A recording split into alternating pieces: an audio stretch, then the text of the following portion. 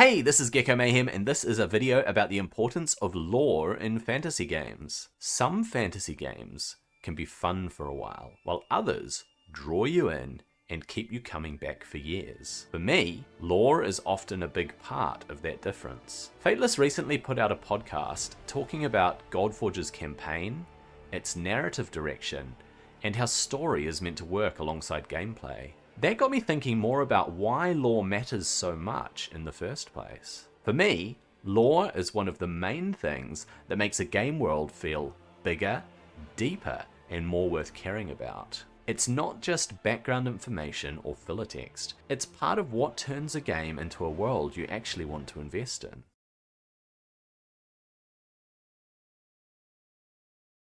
A game with good lore feels like it existed before you arrived. It feels like there is history behind the places you visit, the conflicts you step into, and the characters you meet. That makes the world feel more real and less like disconnected locations or quest hubs built only for the player to move through. Even if you're only seeing a small part of the world first, lore gives you the sense that there's much more beyond your immediate path. And I think that matters because it changes how you see everything else. You stop feeling like you're moving from objective to objective and start feeling like you're stepping into something larger.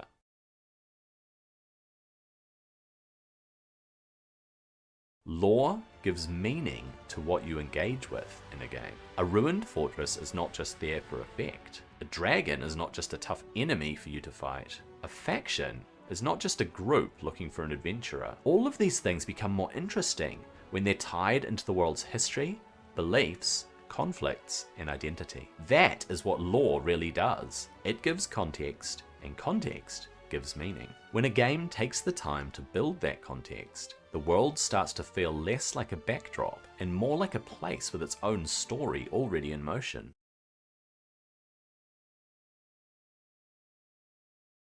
When a game world has identity and history, your actions inside it feel more significant. Progression stops being just about numbers going up or gear getting better. Your character is growing inside a world that means something. You are overcoming challenges that belong to that world, rather than just moving from one mechanic to the next.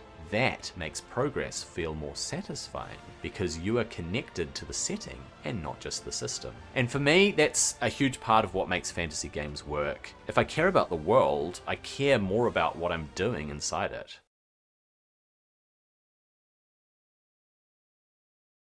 For me, World of Warcraft and Skyrim are both examples of this, even though they go about it in different ways.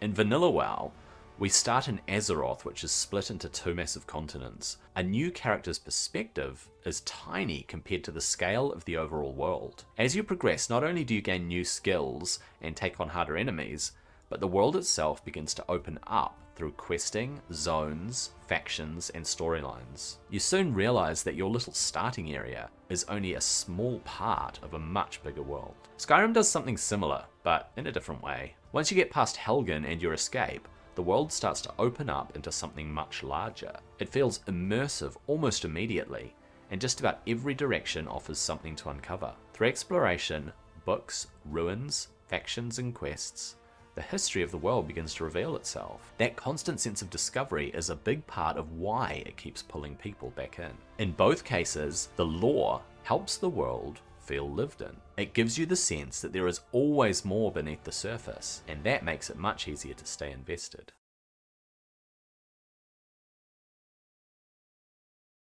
That same sense of identity and mythology is what draws me to Godforge. We still don't know a lot about the game's story or lore, but what we do know is exciting. In the recent podcast, they talked about the strong focus on making narrative matter without getting in the way of gameplay, which is exactly the sort of balance I think fantasy games need to hit. In Godforge, you're a scion dropped into an alternate reality where mythologies from different realms have converged, with existing conflicts, alliances, and stories already in motion. The campaign sets up the world and introduces key figures, with additional playthroughs uncovering more narrative. Then we have Tales, which will focus on specific heroes and their part in the overall scheme of things. That is the kind of setup that immediately catches my interest, because it suggests a world with history, identity, and plenty to uncover over time. And really that's the heart of it.